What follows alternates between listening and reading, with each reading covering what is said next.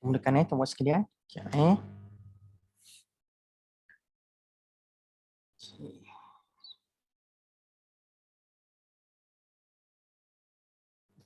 Baik. A'udzubillahi minasyaitonirrajim. Bismillahirrahmanirrahim. Assalamualaikum warahmatullahi wabarakatuh. Alhamdulillah wassalatu wassalamu ala Rasulillah wa ala alihi wa sahbihi wa man walah. Subhanaka la ilma lana illa ma 'allamtana innaka antal alimul hakim. Qala rabbi shrah li sadri wa yassir li amri wa hlul 'uqdatam min lisani yafqahu qawli.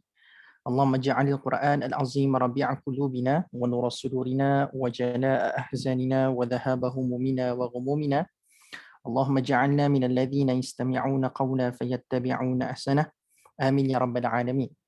Baik, sama-sama tuan-puan sekalian, sebelum kita panjangkan kalam perbincangan pada hari ini, kita mulakan terlebih dahulu sesi pada pagi ini dengan membaca Ummul Kitab Al-Fatihah. A'udzubillahi minasyaitonirrajim. Bismillahirrahmanirrahim. Alhamdulillahi Rabbil Alamin, Ar-Rahmanir Rahim, Maliki Yawmiddin, Iyyaka na'budu wa iyyaka nasta'in, ihdinas siratal mustaqim, siratal ladzina an'amta 'alaihim ghairil maghdubi 'alaihim waladdallin. Amin. Baik.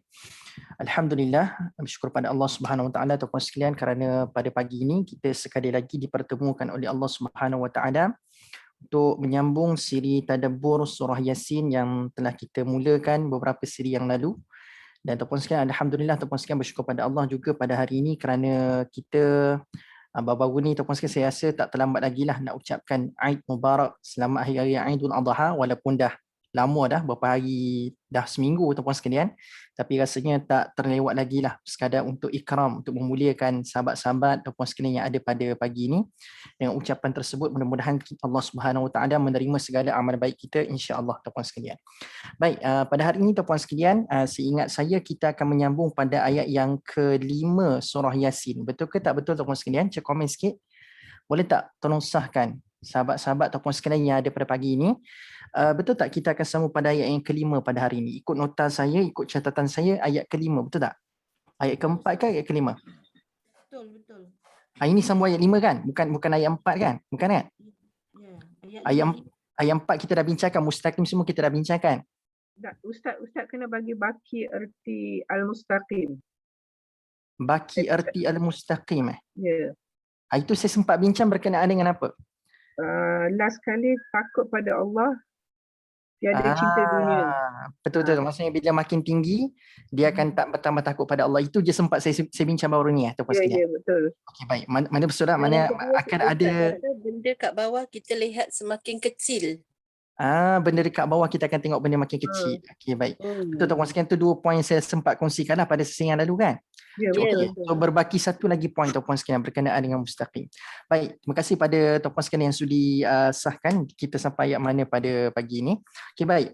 Tuan-tuan sekalian, sebelum kita masuk ayat yang baru pada hari ini, ayat ke-5, izinkan saya untuk lengkapkan perbincangan mengenai perkataan al-mustaqim ataupun mustaqim dalam ayat ke-4 surah Yasin. Baik tuan-tuan sekalian, di samping kita faham jalan as-siratal mustaqim ini, dia memberi makna kita ini bila makin berada kat jalan ni kita akan bertambah takut pada Allah, sebab mustaqim ini menggambarkan pergerakannya bukan ke depan ataupun ke belakang. Siapa yang berjalan dekat siratal mustaqim, kata Allah, pergerakannya ke atas. Bila pergerakannya ke atas, dia makin tinggi dan makin tinggi. Maka logiklah poin pertama saya kongsikan sebelum ini, dia akan bertambah takut. Sebab orang yang bila berada dekat atas, dia makin tinggi, perasaannya akan bertambah gayat. Dia akan bertambah takut. So itu poin pertama saya kongsikan baru ni. Yang kedua juga tuan-tuan sekalian, bila berada dekat atas, dia akan melihat dunia ni kecil sangat. Tak, bila kita berada dekat ketinggian kapal terbang tuan-tuan sekalian, waktu dekat bawah kita tengok rumah. Tengok rumah, besarnya rumah kita, tapi bila berada dekat ketinggian kapal terbang tuan-tuan sekalian, tengok rumah yang kita tengok besar tadi tu, dia jadi kecil. Jadi orang yang berada dekat siratal mustaqim ini, dia akan melihat dunia dengan perkara yang dengan gambaran yang sangat kecil. Dia tidak akan nampak dunia dengan pemandangan yang besar. Dekat bawah, waktu dekat bawah dia akan tengok besar lah. Tapi bila berada dekat siratal mustaqim, dia makin tinggi, dia akan nampak dunia ni kecil sahaja. Sebab itu para anbiya kita tuan-puan sekalian, dengan caci maki yang dihadap, dengan kutukan yang dihadap, dia tak nampak benda tu besar. dia tak terperangkap dengan perkara tersebut. Sebab apa? Sebab dia nampak kutukan, caci maki, orang tak terima tu adalah perkara yang kecil saja di mata para nabi kita. Baik, dan poin ketiga tuan-puan sekalian, yang ni yang saya rasa kebetulan mungkin ada hikmah kenapa Allah Subhanahu Wa Taala tangguhkan poin ketiga ni untuk dibincang pada hari ini. Melihat pada situasi yang berlaku pada hari ini tuan-puan sekalian, poin ketiga pada hari ini mungkin nampak cocok dengan apa yang berlakulah sehari dua ni, atau bukan sehari dua lah, seminggu dua ni. Iaitu tuan-puan sekalian, poin ketiga adalah bila mana orang berada dekat atas, dia makin tinggi, pemandangan dia tuan-puan sekalian akan jadi lebih luas.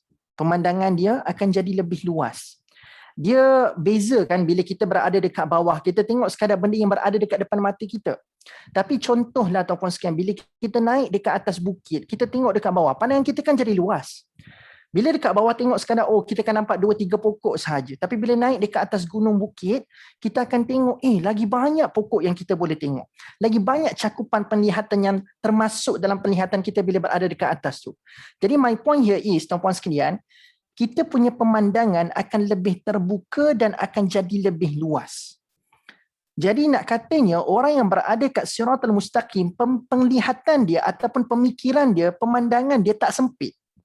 Dia bukanlah seorang yang berfikiran sempit, berfikiran agak tertutup, tidak. Ini bukan orang yang berada kat siratal mustaqim. Orang yang berada kat siratal mustaqim, dia akan ada pemandangan yang luas. View dia luas ataupun pemikirannya terbuka. Maka inilah orang yang berada kat siratal mustaqim. Yes, betul Puan Rahamah, helicopter view. Dia akan nampak cakupan dia lebih luas.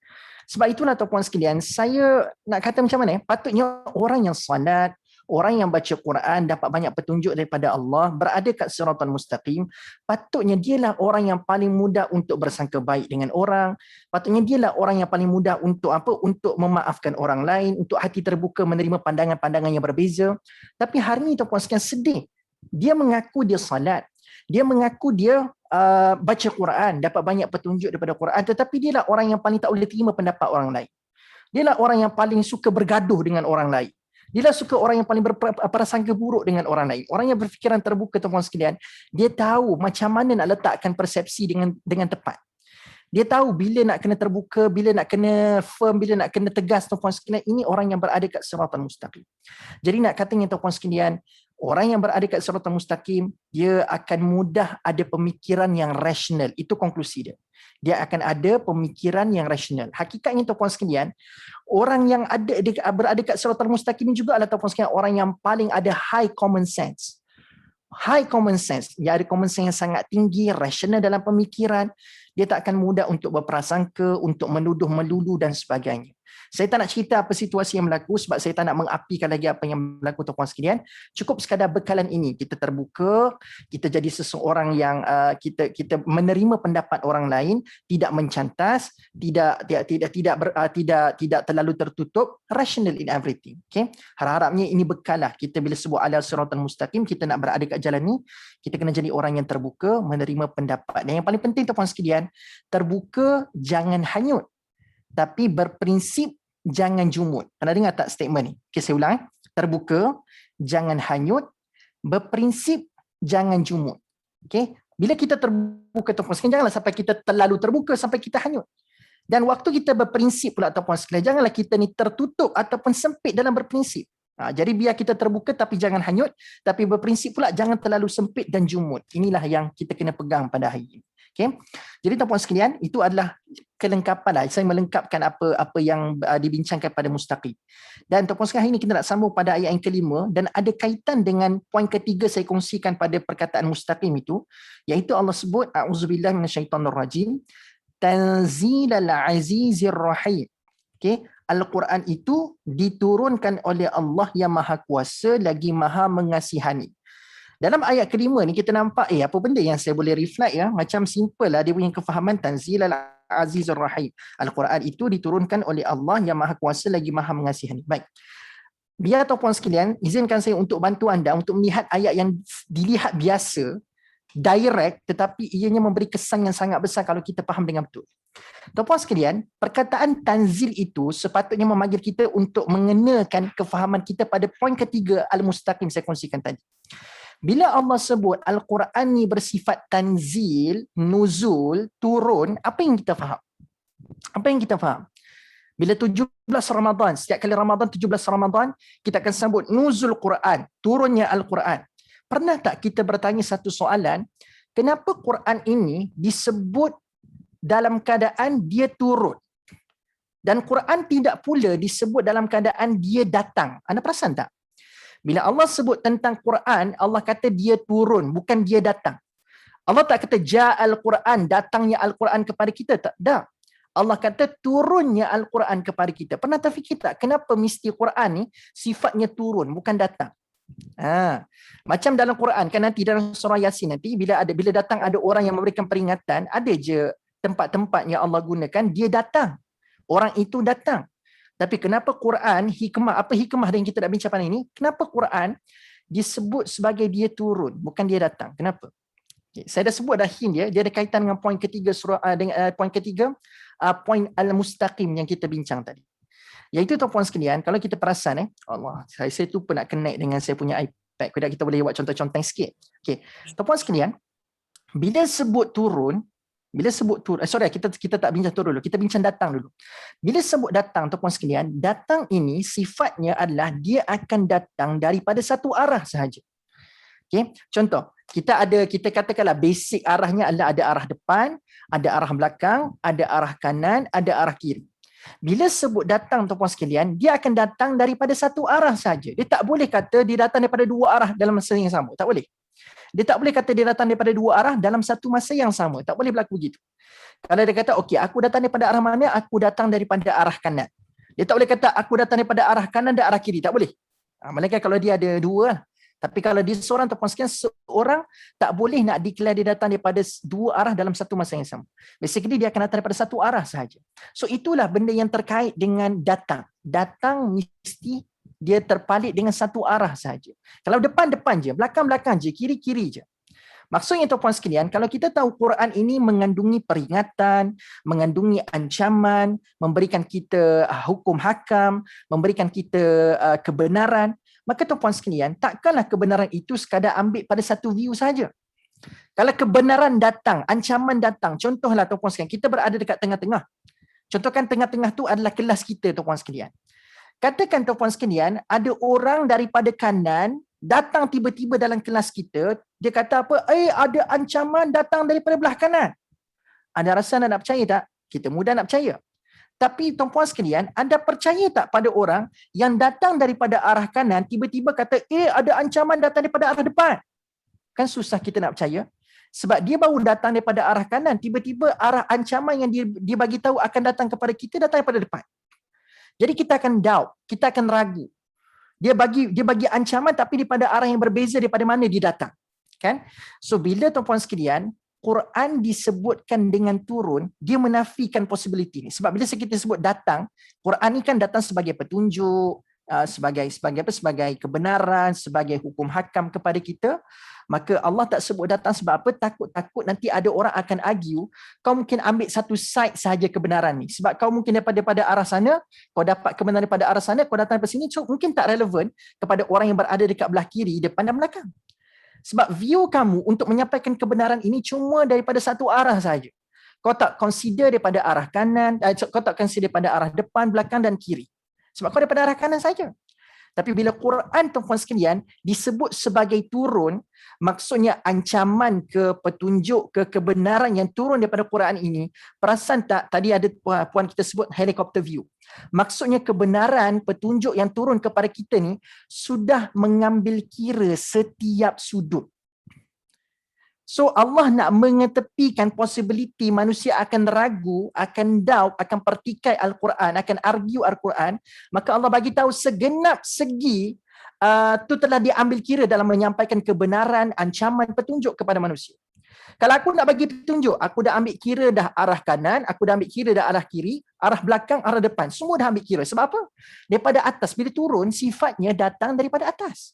Dia turun tu dia tak datang daripada bawah tuan-puan sekalian. Sifat turun, dia akan turun daripada atas. Itu namanya turun. Itu falsafah turun. Daripada atas. Daripada atas. So, bila daripada atas, bukankah semua arah telah di-cover bila datangnya daripada atas? Maksudnya bila Allah kata Tanzilal Azizir Rahim, satu kita faham yang turun daripada atas ini pastinya menggambarkan satu autoriti yang sangat tinggi. Sebab atas ini bila turun mesti daripada tinggi ke rendah. Kan? So bila sebut Al-Aziz ni maha berkuasa, maka Allah kata yang turun itu di samping dia telah mengambil setiap sudut, turun itu juga menggambarkan dia datang daripada autoriti yang sangat tinggi. Kan? Hari ni kalau ada orang belajar atau puan sekalian, dia boleh berbangga, paling jauh pun dia kata aku pergi ke arah barat. Pada arah barat yang paling jauh sekali. Kalau ada orang pergi belajar kat luar negeri sekalipun, puan sekalian, luar negara, dia akan kata aku pergi belajar dekat negara yang paling timur sekali. Timur Tengah sebagai contoh.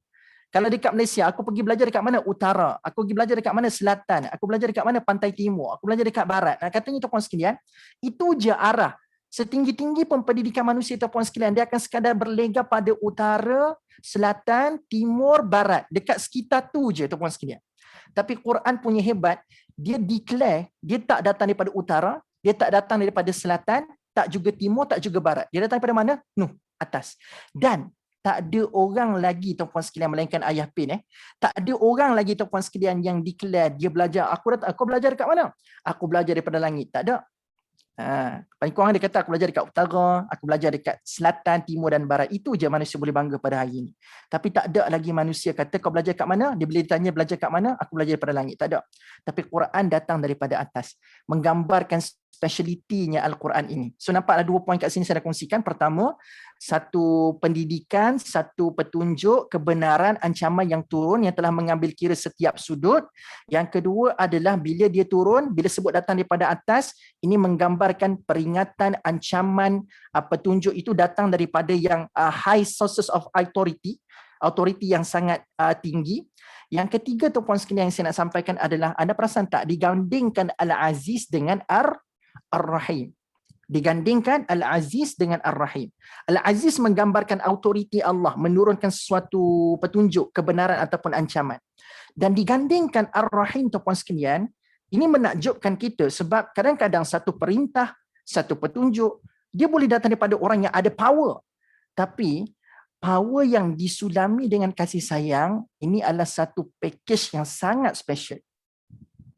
Kadang-kadang orang yang ada autoriti boleh perintahkan kita, you just do that, buat tu, buat ni. Dia boleh perintahkan kita. Dia boleh ancam kita dengan perkara yang menakut-nakutkan kita. Tapi bila Allah nak bagi petunjuk, bila ada gandingan Ar-Rahim dekat situ, Allah bagi petunjuk dengan kasih sayang. Bila Allah nak bagi ancaman, Al-Aziz, dia ada kuasa nak bagi ancaman. Digandingkan dengan Ar-Rahim, Allah bagi ancaman dengan kasih sayang. Dia pegang kuasa kebenaran. Dia boleh turunkan kebenaran. Dia boleh suruh kita percaya kebenaran tersebut. Tapi Allah bagi kebenaran bukan paksaan. Bukan dengan cara pemaksa kita untuk percaya. Tapi Allah digandingkan Al-Aziz dengan Ar-Rahim, Allah memberikan kebenaran dengan cara kasih sayang. Maksudnya apa tuan-puan sekalian? Al-Quran ini walaupun dia ada satu sumber autoriti yang daripada yang maha tinggi iaitu Allah Subhanahu Wa Taala, tapi segala segenap sudut yang ada pada Quran ini disampaikan dengan penuh apa tuan-puan sekalian? Dengan penuh kasih sayang. Menyebabkan kita mudah nak terima kebenaran, menyebabkan kita mudah nak terima petunjuk. Walaupun ancaman, tapi kita nampak ini adalah tanda sayang Allah kepada kita. Kita ni kalau orang suka ancam, kita akan nampak ini tanda tak sayang, betul tak? Ini tanda tak sayang. Tak nampak orang yang suka menakut-nakutkan kita. Kita nampak ini tanda tak sayang.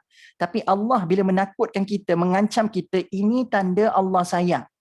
I prove it to you tuan-puan sekalian. Saya akan buktikan kenapa bila saya sebut Allah menakutkan kita, Allah mengancam kita, tanda Allah sayang. Kita mungkin boleh brain lah. Kita boleh fikirkan dia, kita nampak relevan.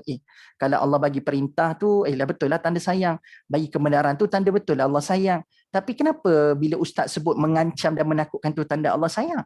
Bukankah dalam konsep manusia pada hari ini, bila manusia suka menakut-nakutkan, contoh macam kita ada anak, kita suka sangatlah takutkan dia dengan hantu dan sebagainya. Tak, kadang-kadang anak muda berfikir, apa ni ayah ni suka sangat takutkan dengan hantu? Tak sayang saya ke? Kan? Jadi orang akan nampak menakutkan dan memberi ancaman itu tanda tak sayang. Kan? Tapi Allah menggambarkan, memberikan ancaman dan takut itu tanda sayang. Buktinya apa? Dalam satu surah Al-Quran, yang namanya Ar-Rahman, yang bermaksud surah yang mengandungi kasih sayang, mengejutkan kita tuan-puan sekalian, ada 78, tak silap saya 77 ke 75 lebih, 70 lebih ayat lah tuan-puan sekalian dalam surah Ar-Rahman tu. Ada satu bahagian daripada 70 lebih ayat itu tuan-puan sekalian, ada cerita mengenai neraka. Saya ulang Ini adalah surah Ar-Rahman yang berbicara tentang kasih sayang. Kita mungkin nampak sayang Allah bila Allah kata allamal Quran. Kita boleh nampak sayang Allah bila Allah kata khalaqal insan. Kita boleh nampak sayang Allah allamahul bayan. Kita boleh nampak sayang Allah menciptakan ada mutiara, lu'lu'u wal marjan. Kita boleh nampak. Kita boleh nampak juga sayang Allah bila Allah sebut tentang adanya syurga. Ada dua syurga, dua status syurga. Tapi kita terfikir tak, kenapa dalam surah kasih sayang ada babak Allah cerita daripada arah mana manusia akan dipegang oleh malaikat untuk nak dilemparkan ke neraka. Ada babak neraka tuan-puan sekalian dalam surah Ar-Rahman. Surah kasih sayang tapi ada cerita tentang neraka dekat dalamnya. Dan lebih mengejutkan kita, boleh katakan agak detail juga Allah bercerita tentang bagaimana penghuni-penghuni neraka dicampak, dilempar oleh malaikat untuk masuk dalam neraka. Agak detail. Bila Allah sebut bin nawasi wal aqdam, penghuni-penghuni itu akan dipegang daripada arah ubun-ubun dan juga akan dipegang kaki dan disatukan dan dilemparkan oleh malaikat ke dalam neraka. Kita nampak, dahsyatnya. Ini tanda sayang ke? Tuan-puan sekalian, nak tahu tak kenapa ancaman sebegitu walaupun nampak menakutkan tanda sayang? Sebab konklusi bagi cerita neraka itu Allah menyebutkan liman khafa. Okey, aku cerita neraka tadi, kamu takut kan? Kamu mungkin mula berfikir aku tak sayang kepada kamu dengan aku menggambarkan cerita takut begini. Tapi dengar betul-betul ni. Aku nak bawa konklusi pada cerita yang agak menakutkan tadi itu. Iaitulah konklusinya Allah sebut dalam surah yang sama. Liman khafa maqama rabbihi jannatan. Waliman khafa maqama rabbihi jannatan. Kalau kamu takut wahai hamba-hamba aku bila aku cerita tentang neraka tadi, congratulations. Kenapa pula? Kita mungkin nampak cerita tadi menakutkan tapi konklusinya sangat remarkable dan itu menjadi jawapan yang menjadi persoalan kita. Betulkah Allah sayang bila menakutkan? Sebab Allah kata, kamu takutkan tadi kan bila aku cerita tentang neraka. So kalau kamu takut, congratulations. Why congratulations? Kenapa tahniah? Sebab liman khafa. Untuk sesiapa yang takut bila aku cerita tentang neraka tadi, maqama rabbihi jannatan. Aku akan sediakan tempat kediamannya dekat dalam dua syurga. Allahu Akbar. Maksudnya, bila Allah takutkan kita tentang neraka tadi dan kita rasa takut, Allah sebenarnya nak melayakkan kita untuk termasuk dalam golongan kesimpulan tadi. Iaitu Allah kata liman khafa, untuk siapa je yang takut. Congratulations, for you, I prepare satu tempat kediaman maqama rabbihi jannatan. Satu tempat kediaman yang disediakan oleh Tuhan mereka iaitu Allah daripada dua syurga. So betul lah Allah Subhanahu Wa Taala sangat sayang kepada kita. Sebab dia nak bagi syurga. Sebab tu dia takutkan kita tentang neraka, takutkan kita tentang adab dia. Sebab dia nak kita masuk syurga tuan-puan sekalian. Jadi boleh So nak kata tuan-puan sekalian, inilah relevan kenapa dalam ayat kelima surah Yasin Allah sebut Tanzilal Azizir Rahim. The most authority menurunkan kepada kita kebenaran, petunjuk dan ancaman. Ada hukum hakam juga tuan-puan sekalian. Dan the most authority ini jugalah tuan-puan sekalian yang menurunkan semua itu dengan kasih sayang. Saya forgot tuan-puan, saya terlupa. Dalam perkara yang Allah turunkan itu juga terkandung hukum hakam. Di samping petunjuk, kebenaran, ancaman dan ada juga di sana hukum hakam. Maksudnya setiap syariat yang diturunkan kepada kita melalui hukum hakam itu juga telah diambil kira setiap sudut. Ada setengah-setengah orang melihat, kenapa Allah turunkan hukum ni? Nampak macam tak fair je, macam tak holistik je, macam tak relevan je. Ketahuilah tuan-puan sekalian, setiap hukum hakam yang digazetkan dalam Al-Quran ini juga telah melalui proses mengambil kira setiap arah yang ada dekat muka bumi. Sebab dia helicopter view. Dia dah ambil semua arah dah. Dia dah ambil kira semua arah. So maksudnya tuan-puan sekalian, daripada sekecil-kecil perkara hukum hakam dekat dunia yang kita terpalit sebagai seorang Muslim, sampailah sebesar-besar hukum hakam, semuanya adalah relevan dan rasional. Daripada hukum hakam salat, dari sudut ibadah, dari sudut kekeluargaan, daripada sudut ekonomi, dari sudut jinayatnya, semuanya itu adalah relevan sebab dia datang daripada atas, mengambil kira setiap sudut. Saat anda mengatakan ada hukum yang tidak relevan dan rasional, maka anda datangkan apa yang rasional. Sebab terbukti pada hari ini setiap hukum hakam yang didatangkan oleh Allah Azza wa Jal, pada awalnya manusia nampak macam tak rasional, tiba-tiba bila dia study, dia belajar, dia nampak this is the best choice for us as human being. Akhirnya manusia nampak inilah sebaik-baik hukum hakam yang kita kena ikut dan kita kena tertakluk bila kita hidup sebagai seorang manusia dekat muka bumi. Ternyata tuan-tuan sekalian, hari ini bukan sebab kita hari ini nampak Al-Quran tu tak rasional, tu bukan sebab Quran tu tak rasional. Tapi sebab mungkin barangkali ilmu kita tidak mencapai apa yang Allah nak sampaikan kepada kita. See that, apa yang berlaku pada hari ini adalah lagi banyak orang belajar, dia akan temui keindahan yang ada pada hukum hakam agama kita pada hari ini. Semua hukum hakam, ekonomi ke, jinayat ke, semuanya adalah perkara yang relevan tuan-tuan sekalian kalau ikutkan pada hari ini. Boleh? Itu antara kefahaman lah yang kita boleh ambil daripada ayat kelima. So nampak tak tuan-tuan sekalian? Daripada ayat yang simple, Tanzilal Azizir Rahim, kita nampak Al-Quran itu diturunkan oleh yang Maha Kuasa lagi Maha Mengasihani. Tapi bila kita zoom in, kita tadaburkan tuan-tuan sekalian, kita belajar Quran itu turun sebab dia dah mengambil kira setiap sudut. Ada perkataan Aziz datang daripada the most authority dan juga Ar-Rahim. Turunnya semua perkara itu, petunjuk, kebenaran, ancaman hukum hakam, dia turun dengan penuh kasih sayang. Okey tak tuan-tuan sekalian? Kan satu ayat yang pendek tapi menggambarkan satu perasaan yang sangat dahsyat pada ayat yang kelima surah Yasin. Dan tuan-tuan sekalian, tadi bila saya sebut tentang bila turun Al-Quran tu ada ancaman, saya tak sebut berdasarkan apa yang saya perhatikan saja, tapi Allah sendiri sebut tuan-tuan sekalian pada ayat ke-6, litunzira qauman ma unzira aba'uhum fahum ghafilun. Allah kata litunzira. So Allah Al-Quran ni turun untuk apa? Litunzira. Litunzira dekat sini tuan-tuan sekalian, inzar boleh difahami dengan dua konotasi lah. Inzar ini boleh berlaku dalam bentuk peringatan dan inzar ini juga boleh berlaku dalam bentuk ancaman. Sebab inzar juga bermaksud ancaman ya tuan-tuan sekalian, inzar. Tapi ada juga antaranya tuan-tuan sekalian, ulama bahasa meng-highlightkan inzar ni adalah sesuatu perkara yang didatangkan dan perkara itu berjaya untuk membersihkan orang tersebut. Jadi ini peranan inzar. Datang satu perkara mungkin dalam bentuk ancaman ataupun peringatan, tapi the ultimate goal pada inzar itu adalah pembersihan. Pembersihan orang dan pembersihan manusia daripada melakukan dosa-dosa. Itu adalah inzar.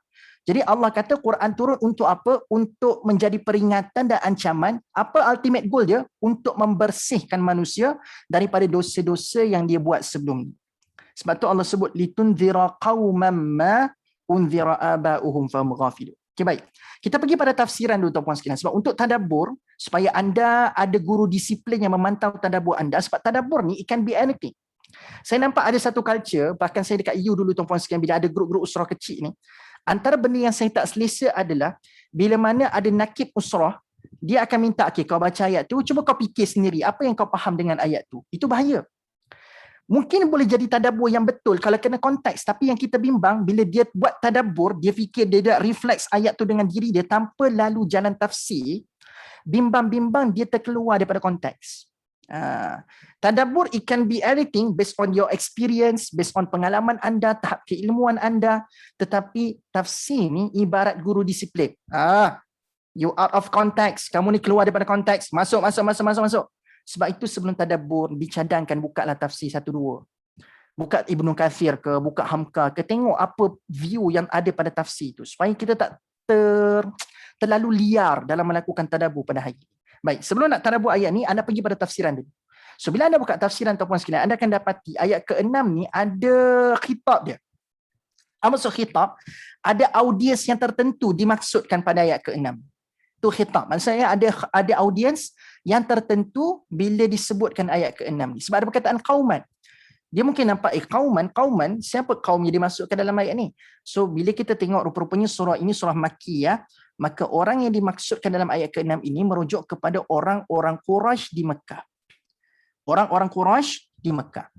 Anda bayangkan tuan-tuan sekalian, saya akan tunjukkan kepada anda, walaupun dengan satu perkataan sahaja dalam ayat ke-6 ini, anda akan nampak punyalah Allah nak menggambarkan yang dia tu mulia dan hamba-hamba Allah ini tersangat-sangat lemah. You are nothing. Kamu ni sangat lemah. Kita tengok sekali pintah lalu, mana cerita pasal manusia ni lemah? Tapi akan ada satu perkataan, lepas ini saya akan bincang dengan tuan-tuan sekalian. Perkataan itu menggambarkan yang kita ni lemah dan Allah itu mulia dan hebat. Tengok, macam mana kita buat tadabbur begitu? Sebab adanya tafsiran. Sebab bila orang Quraisy dengar yang Quran turun untuk bagi peringatan kat dia tuan sekalian, untuk bagi ancaman dekat dia, at first mereka tak boleh terima kenyataan. Sebab satu tuan sekalian, mereka tak boleh terima ini datang daripada orang biasa yang ada dekat Mekah, iaitu Muhammad bin Abdullah. Dia bukan someone pun, yang someone-nya adalah datuk dia dulu, Abdul Muttalib. Tapi Muhammad, dia siapa? Dia tak ada jawatan pun tuan-puan sekalian. Dan tuan-puan sekalian, anda bayangkan mereka ni boleh terima apa Nabi sampaikan, cuma dia tak boleh terima siapa yang menyampaikan. Sebab yang menyampaikan itu adalah orang biasa. Dia tak boleh terima amanah kenabian itu diamanahkan kepada orang biasa di Mekah. Tama-tama Nabi pula kata, do this, don't do that. Do and don'ts tu datang daripada orang biasa tuan-puan sekalian. Kalau anda raja, anda kata jangan buat tu, buat ni, mungkin boleh terima lagi. Tetapi orang biasa bagi tahu pada pembesar-pembesar, mana nak terima tuan-puan sekalian? Kau jangan buat benda ni salah. Masuklah dalam agama Allah Subhanahu Wa Taala. Orang biasa mengajak pembesar-pembesar follow dia, bukan dia follow pembesar. Nampak tak? Jadi tuan-puan sekalian, ada satu lagi perangai yang saya tak kongsikan pada tuan-puan sekalian sebelum ini. Anda dah tahu dah, orang-orang Mekah ni sangat mementingkan siapa berbanding apa. Dan rentetan daripada perangai suka melihat siapa berbanding apa ni tuan-puan sekalian. Orang-orang Arab, orang Quraisy di Mekah ni tuan-puan sekalian, mereka ni merasakan mereka adalah satu kaum yang sangat mulia dan sangat-sangat hebat. Mereka ada perangai tu. Mereka rasa macam kalau mereka ni orang Quraisy tuan-puan sekalian, mereka merasakan ini adalah satu kaum yang mulia dan mendapat perhatian daripada supreme power. Satu Tuhan yang kita tak nampak tapi dia percaya kaum yang dinamakan Quraisy ini adalah satu kaum yang dilindungi oleh Tuhan. Itu kepercayaan mereka ada. Saya sebut kata tuan sekalian, no. Ini adalah kepercayaan yang dibina khususnya selepas berlaku peristiwa hancurnya tentera bergajah sewaktu ada tentera bergajah ni nak serang Mekah. So peristiwa itu telah menyebabkan tuan sekalian mereka merasakan orang Quraisy ni adalah kaum Quraisy ini adalah satu kaum yang sangat mulia. Sebab apa tuan sekalian? Waktu ada tentera bergajah yang dipimpin oleh Abraha nak datang serang kota Mekah, nak hancurkan kota Mekah tuan-puan sekalian, apa yang berlaku? Mereka tak sempat pun nak berhadapan tentera bergajah tu dengan persenjataan mereka, tak sempat pun menadah badan mereka untuk jadikan sebagai benteng untuk pertahankan kota Mekah. Tiba-tiba kuasa Allah tuan-puan sekalian mendatangkan burung yang membawa hijaratin min sijil, bawa satu batu daripada neraka, meranapkan, menghancurkan semua tentera-tentera bergajah.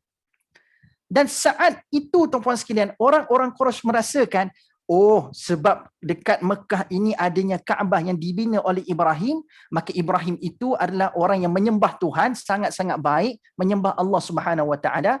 Maka sesiapa sahaja yang lahir di sini menjadi kaum Quraisy, maka mereka adalah kaum yang dilindung oleh Tuhan sebab mereka adalah kaum Quraisy yang mulia.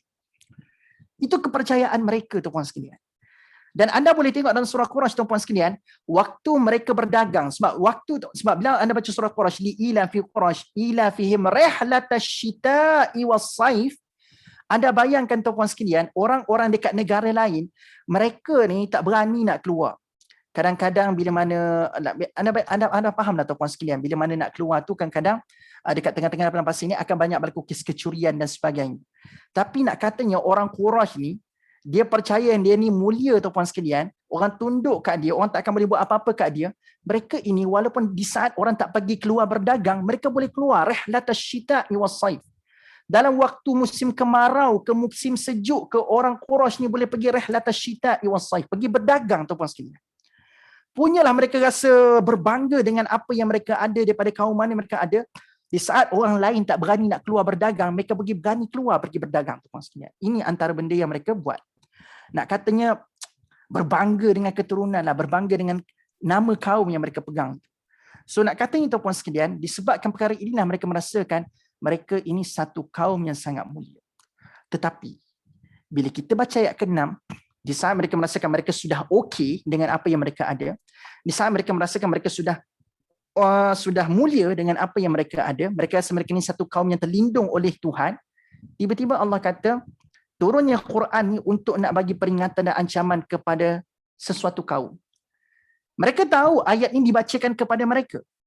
Tetapi bila Allah sebut litunzira qauman, qauman, terkejut beruk mereka. Mungkin mereka menyangkakan waktu keluar ayat ni daripada mulut Nabi, dia orang expecting kalau kau nak bagi peringatan, supposedly kau kena address nama kaum kita dengan betul tau. Tiba-tiba instead of Allah guna al-qaum pada ayat ke-6, Allah guna qauman je. Sebab dia orang expecting Nabi akan keluarkan litunziral qaum. Ada alif lam pada perkataan qaum itu. Tetapi instead of Allah kata litunziral qaum, tapi Allah menyebutkan litunzira qauman. Apa beza al-qaum dengan qauman tuan-puan sekalian? Apa beza dia? Kalau Allah sebut al-qaum dekat situ, ada alif lam pada qauman, ada pada perkataan qaum itu, seolah-olah Allah juga memberikan pengiktirafan kepada kaum ini something ataupun someone. So bila sebut al-qaum dia jadi ma'rifah tuan-puan sekalian. Dia jadi kata nama khas. Anda tahu kan kata nama khas ni tuan-puan sekalian maksudnya adalah satu benda yang dikenali, satu benda yang di-acknowledge. Sebab itu dalam bahasa Melayu, kata nama khas ni dieja dengan huruf besar. Sebab kita acknowledge mungkin kemuliaan dia, mungkin barangkali dia punya nama yang dia ada tu adalah satu nama yang hebat, dia adalah satu nama yang menggambarkan kebesaran, kemuliaan dan sebagainya, maka kita besarkan huruf pada kata nama khas. Sebab dia as someone. Tapi kata nama am ada eja macam tu je, huruf kecil dia pada awalnya. Sebab dia umum. Dia adalah benda yang sekadar umum saja, orang-orang biasa ataupun yang common sahaja. So dalam ayat ni lebih kurang macam tu. Allah tak sebut kaum Quraisy itu dengan kata nama khas. Tapi Allah sebut kaum Quraisy itu dengan kata nama am. Seolah-olah Quraisy tu, walaupun kamu nampak ada siri-siri kemuliaan kepada kaum kamu, tapi you are just like ada kaum. Kamu ni sama je dengan nation-nation yang lain. Just kauman. Kamu adalah kaum-kaum yang umum seperti mana kaum-kaum yang lain. Tak lebih pun kamu nak dibandingkan dengan kaum-kaum yang lain. Kamu ni kaum yang sama dengan kaum-kaum yang lain. Sama je. Lebih kaum macam itulah. So nampak tak? Hanya dengan satu perkataan menyahkan kemuliaan yang selama ini dirasai oleh kaum Quraisy. Memang jadi litunzira lah. Jadi satu peringatan yang menghentak pemikiran mereka. Dalam perkataan litunzira, untuk memberikan peringatan tu pun dah nampak macam diorang akan being reminded, mereka akan diperingatkan, tetapi disebutkan pula kauman, memang jatuh kemuliaan mereka, jatuh kehormatan mereka bila Allah sendiri sebut, dan keluar pula yang menyampaikan itu daripada orang marahain. Dia kata kauman je untuk Quraisy ni, suatu kaum yang umum saja tuan-puan sekalian, satu kaum yang biasa saja. Tak ada lebih pun kamu. Dan Allah kata tuan-puan sekalian, ma unzira aba'uhum fahum ghafilun. Dan dia kata memberikan peringatan dan amaran kepada kaum yang datuk nenek mereka ni, datuk moyang mereka ni telah lama tidak diberikan peringatan dan amaran. Sebab itulah mereka lalai. Jadi kat sini tuan-puan sekalian, Allah kata kaum Quraisy ni adalah satu kaum yang dah lama tak diberikan peringatan. Mereka adalah kaum yang terlalu selesa dengan amalan-amalan jahiliyah yang mereka buat. Dan tak ada pun orang datang perbetulkan apa yang mereka buat. So bila Nabi datang, Nabi nak memperbetulkan dengan peringatan-peringatan daripada Quran, ancaman-ancaman daripada Quran, petunjuk-petunjuk daripada Quran. Nabi nak betulkan apa yang selama ini mereka buat salah. Sebab kaum ini, kaum Quraisy ini adalah kaum yang dah lama tak diberikan peringatan. Okay? Sebab tu Allah kata, unzira aba'uhum. Kaum datuk nenek moyangnya dah lama tak diberikan peringatan. Sebab mereka ni berbangga dengan ancestor mereka. Mereka berbangga dengan keturunan mereka. Apa yang datuk nenek mereka buat, maka mereka akan buat apa yang datuk nenek mereka buat, tuan-puan sekalian. Nak katanya mereka, apa yang orang tua aku buatlah. Dan itu amalan turun-temurun yang dibuat dekat Mekah. Maka follow je lah. Jadi mereka without hesitation, tanpa sebarang ragu-ragu, mereka berbangga dan mereka mengikuti apa yang diajarkan oleh datuk nenek moyang mereka. Dan Allah kata turunnya perkara ini untuk memperbetulkan apa yang datuk nenek moyang mereka buat dulu tu silap. Nak betulkan benda itu. Dan tuan-puan sekalian, Allah sebut penutup bagi ayat ke-6 ni, fahum ghafil. So Allah kata disebabkan mereka ni lama sangat tak diberikan peringatan, maka tuan-puan sekalian mereka jadi seorang yang bagaimana? Fahum ghafilun. Mereka jadi seorang yang lalai. Baik, ghafil ni tuan-puan sekalian, the best word untuk kita translate ghafil ni adalah, saya suka guna perkataan ini, iaitu walking dead. Anda tahu walking dead? Walking dead ni bila anda kata, kalau tengok terjemahan hari ni, ghafil ni maksudnya lalai lah. Tapi saya suka terjemahkan ghafil ni lebih nampak the word, the gist of the word, iaitu ghafil. Saya suka guna istilah the walking dead. Mayat yang berjalan. Mayat yang berjalan. Kenapa saya kata orang lalai ni seperti mayat yang berjalan? Sebab tuan-puan sekalian, Allah kata mereka ni hidup. Mereka bernafas, mereka orang kata benda, mereka buat macam biasa, mereka jalani kehidupan macam biasa, mereka ni hidup. Tapi sebenarnya mereka mati. Sebab tu walking dead. Sebab tu nak katanya orang yang lalai ni adalah seperti orang yang mati. Tetapi mereka masih lagi hidup secara penglihatannya, secara mata kasar dia masih hidup. Zombie lah, terima kasih Puan Fazilah. Zombie lebih kurang macam tu lah. Anda tengok zombie tu Puan sekalian. Disebabkan mereka ni tak alert dengan anything, dia tak alert dengan anything, dia redah. Saya tak tahulah zombie tu betul ke tidak, macam tu ke zombie yang digambarkan. Tapi zombie kan tuan-puan sekalian, menariknya. Kalau kita tengok cerita-cerita Hollywood ke cerita-cerita yang orang buat tentang zombie ni, anda tengok zombie, dia redah je. Dia nampak benda tu, dia nampak orang, dia nak makan. Dia redah je. Benda yang melukakan diri dia pun dia tak kisah.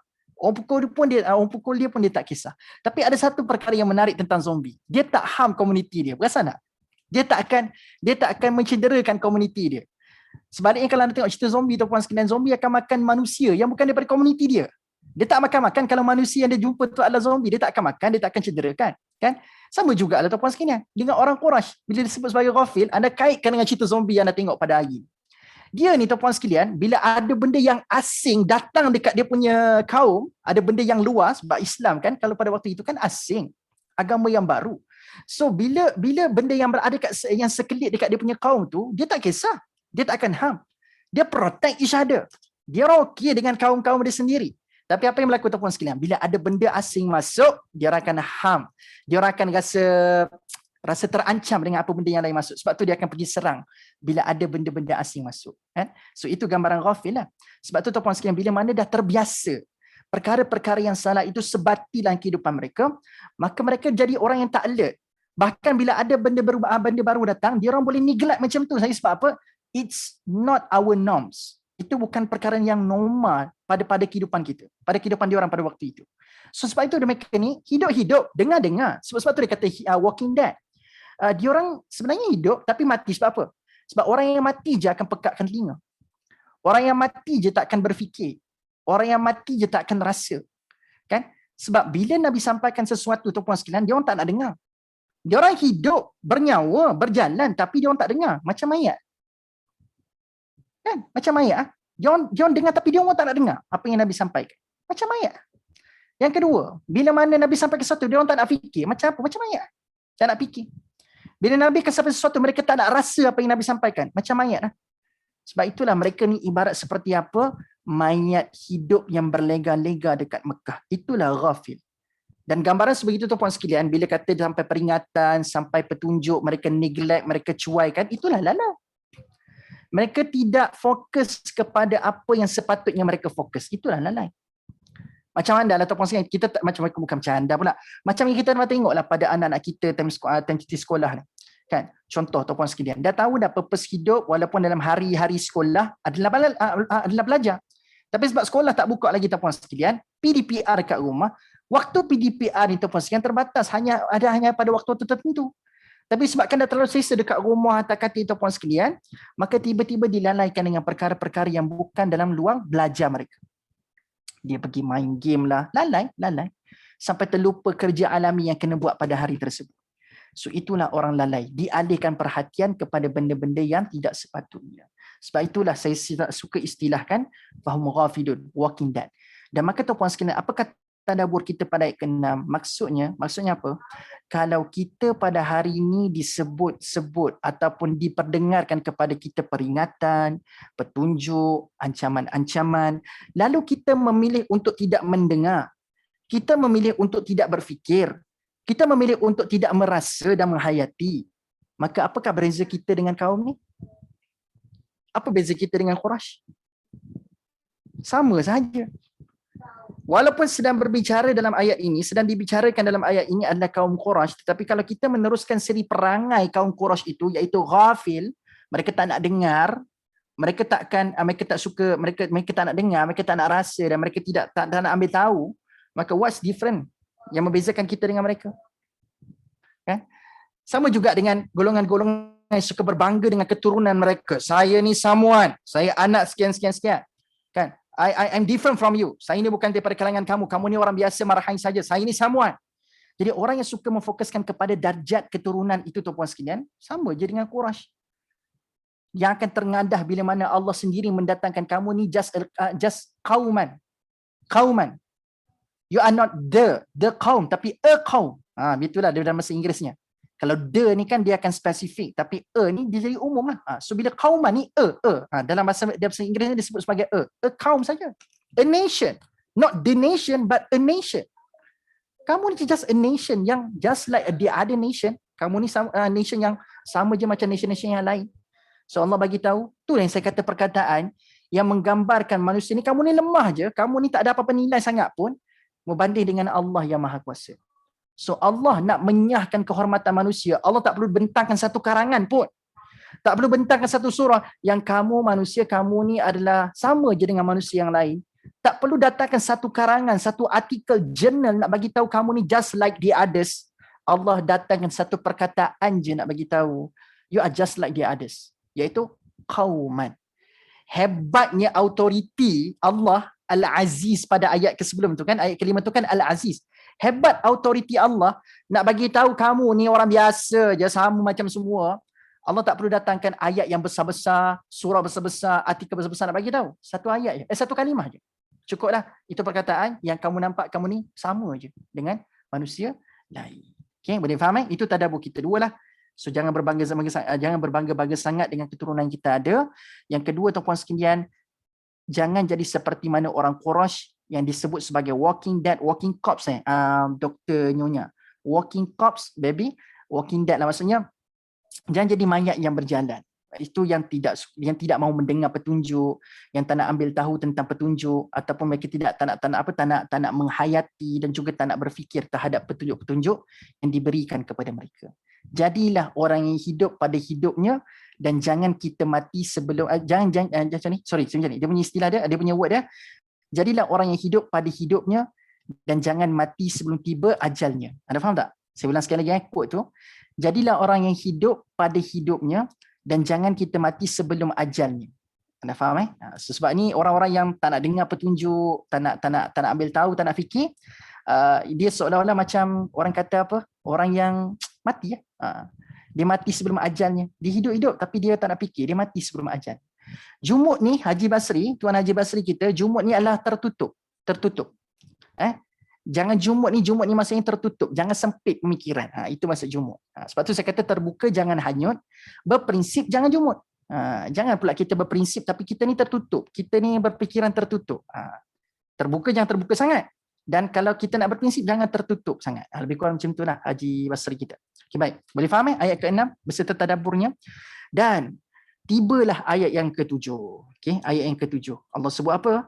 Laqad haqqal qawlu ala aktsarihim fahum la yu'minun.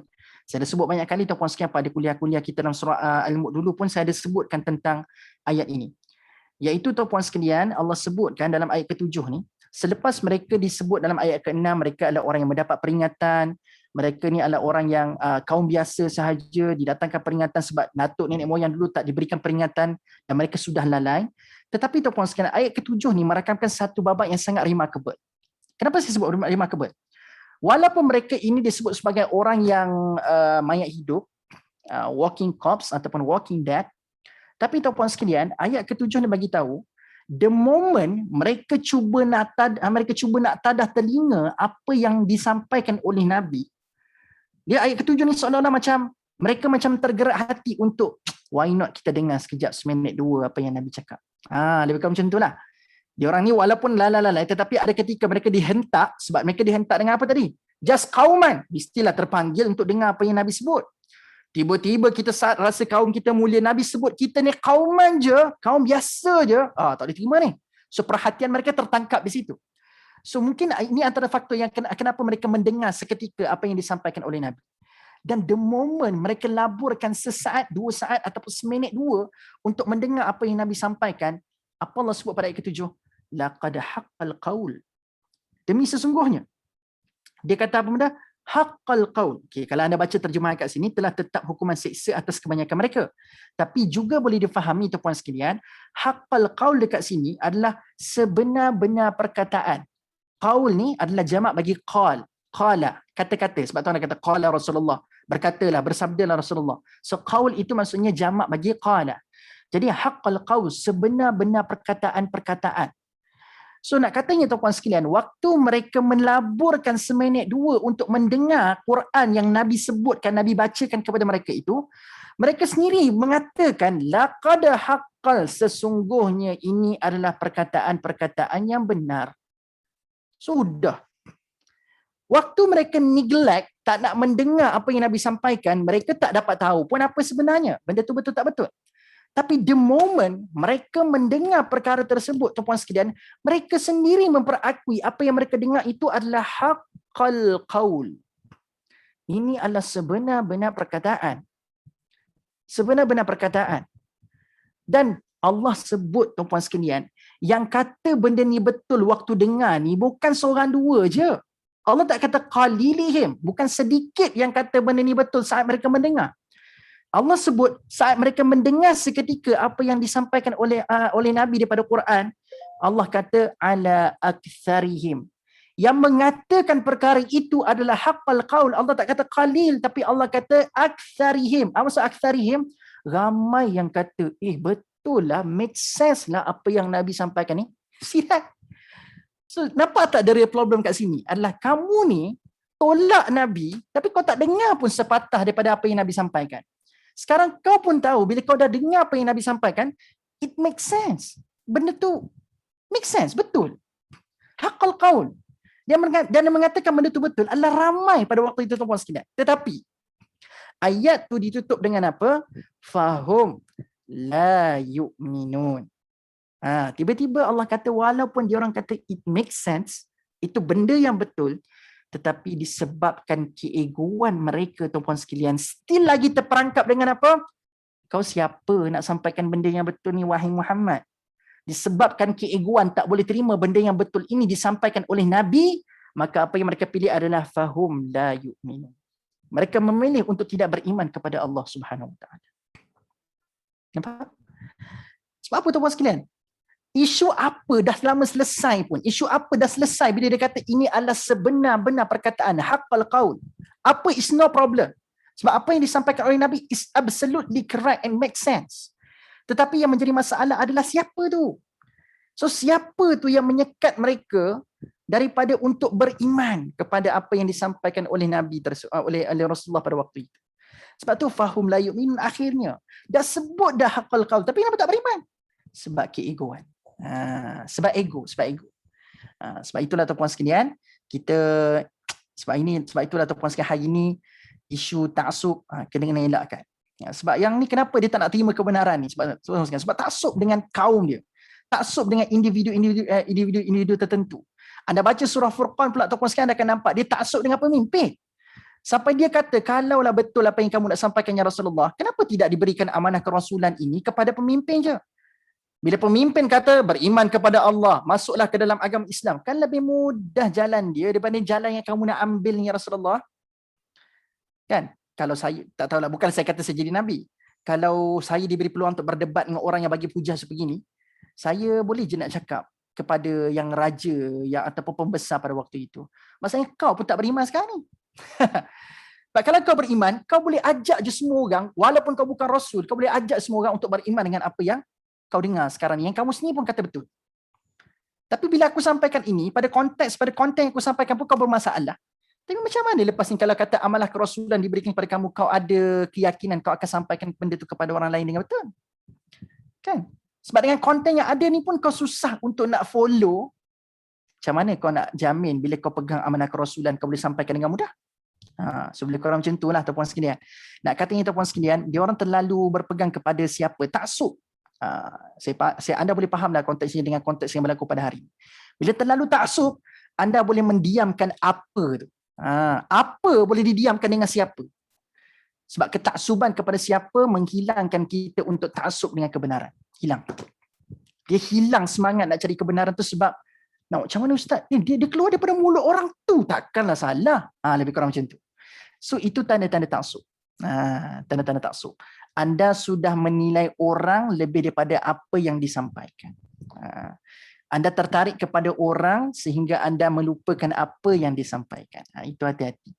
Anda bayangkan tuan-tuan sekalian, kalaulah Nabi Ibrahim nak ambil kredit kan pada benda yang dia buat, legasi yang dia buat pada hari ini. Anda tahu tak, raya haji ni juga di samping anda belajar tentang erti pengorbanan kepada binatang sembelihan, raya haji adalah kita belajar erti pengorbanan untuk menggugurkan semangat untuk memuliakan makhluk, mengalihkan kepada memuliakan Allah semata-mata. Kalau Nabi Ibrahim dan Nabi Ismail nak ambil kredit, dia dah lama dah cakap, aku telah membina satu legasi yang besar, iaitu Kaabah. Dia boleh je tuan-puan sekalian, kalau nak orang mendewakan dia, memuliakan dia sebagai makhluk, memuliakan makhluk, dia boleh kata, every single time kau nak sembah Kaabah ni, kau kena ingat aku. Pastikan aku ni adalah benda yang kau sentiasa kau ingat. Kau kena thanks aku sebab aku bina Kaabah ni. Ada tak Nabi Ibrahim menyeru kita untuk mendewakan dia, memuliakan dia? Tak ada. Langsung tak ada. Sebaliknya, pada Kaabah yang dia bina itu mengajak kita sebenarnya ini adalah simbolik kita bertuhankan Allah Subhanahu Wa Taala. Kaabah hanyalah Kaabah. Usaha aku membina Kaabah itu hanyalah sekadar usaha. Tapi pengibadahan, pengabdian yang sebenar adalah kepada Allah itu sendiri. Nampak tak? So, bebaskan diri kita daripada terlalu mendewakan makhluk dan taksub kepada makhluk.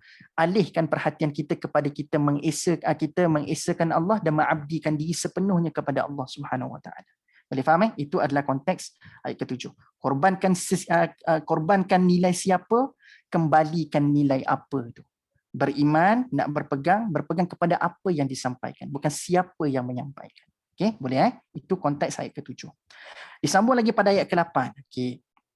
Allah sebut, sebab dah ayat ke-6 dah bagi tahu mereka akan diberikan peringatan, ayat ke-7 dah bagi tahu yang mereka ini dah dengar dan mereka kata benda itu betul tapi mereka tak beriman kepada Allah disebabkan keegoan. Maka nak buat apa lagi pada orang ni? So Allah kata untuk mereka aku sediakanlah azab untuk mereka. Sebab mereka dah jadi orang yang tak mahu dengar. Masih lagi nak memenangkan ego masing-masing untuk menolak kebenaran. Maka untuk mereka ni sesuailah untuk aku bagi tahu siap-siap untuk orang-orang macam ni yang suka memenangkan siapa banding apa, ego tak tentu tak kena tempat. Maka Allah kata mungkin balasan yang sepatutnya adalah sebegini. Allah kata apa pada ayat ke-8?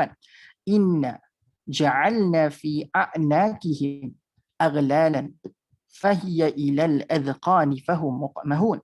Sesungguhnya kami jadikan kesombongan dan keengganan mereka untuk tunduk kepada haqqal qaul tadi, kebenaran, belenggu yang memberkas kedua tangan mereka ke batang leher mereka, lebarnya belenggu itu sampai menongkatkan dagu mereka, lalu menjadilah mereka orang-orang yang muqmahun, terdongak. Baik. It seems quite detail Allah sebutkan tuan-puan sekalian, kan? It seems quite detail Allah sebutkan dalam ayat ke-8 ni berkenaan dengan balasan yang akan dikenakan kepada orang yang buat perangai macam tadi. Kan? Orang yang buat macam perangai macam tadi, yang ego, siapa banding apa, siapa menang banding apa. Detail kan Allah sebut.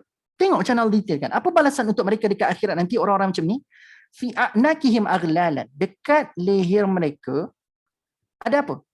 Dekat leher dengan tangan mereka ni ada apa tuan-puan sekalian? Ada belenggu.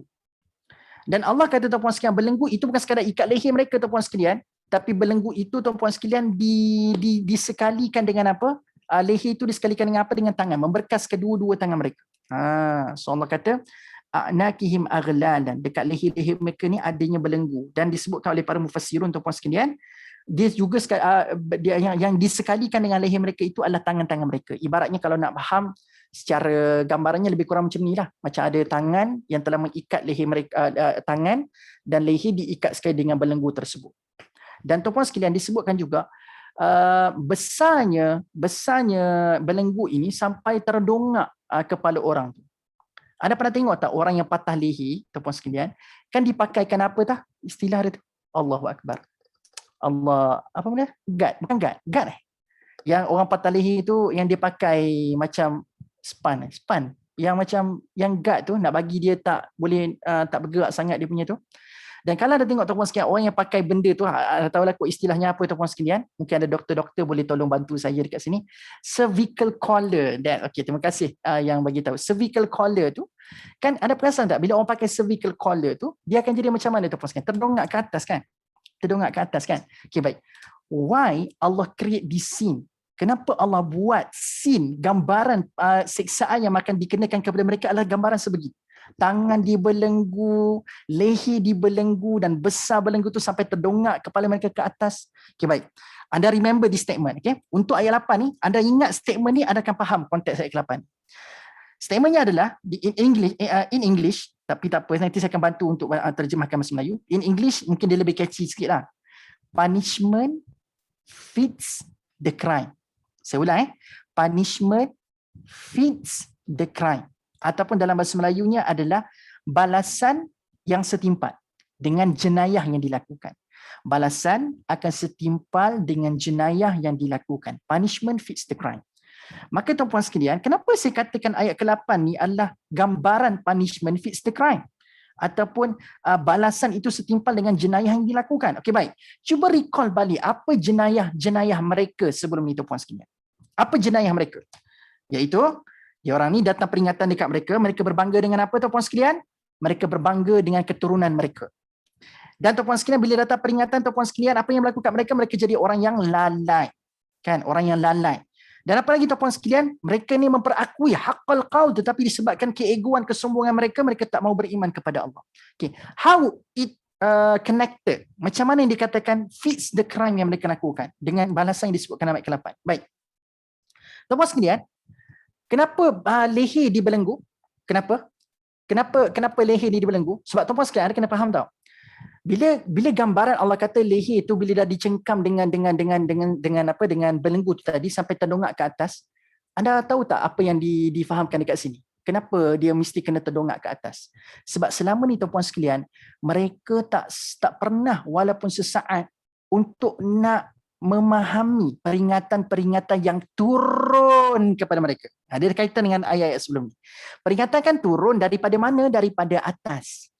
Maka bila Allah datangkan belenggu yang menyeksa mereka sampai ketat kata Hamka, sampai mencengkam, sampai tercekik hamba-hamba orang-orang yang dicengkam dengan belenggu tersebut, maka mereka bila terdongak ke atas, maka pandangan mereka hanyalah akan menghala ke atas. Mereka tak akan sempat nak tengok depan ke bawah tu, ataupun ke kanan, ke kiri, ataupun ke belakang. So mereka akan sentiasa terdongak ke atas tuan-puan sekalian. Seolah-olah apa? Dulu kat dunia, kau terlalu memenangkan rasional akal fikiran kamu, kau sekadar tengok benda kat depan kamu, benda kat kanan kamu, kiri kamu, belakang kamu. Tapi kamu terlupa untuk memberikan masa untuk melihat peringatan yang turun daripada atas kamu. Maka di akhirat nanti, kau tak perlu nak dongak ke atas sebab masa ni dah terlambat. Tak apa, aku dongakkan kamu untuk pandang ke atas sebagai simbolik.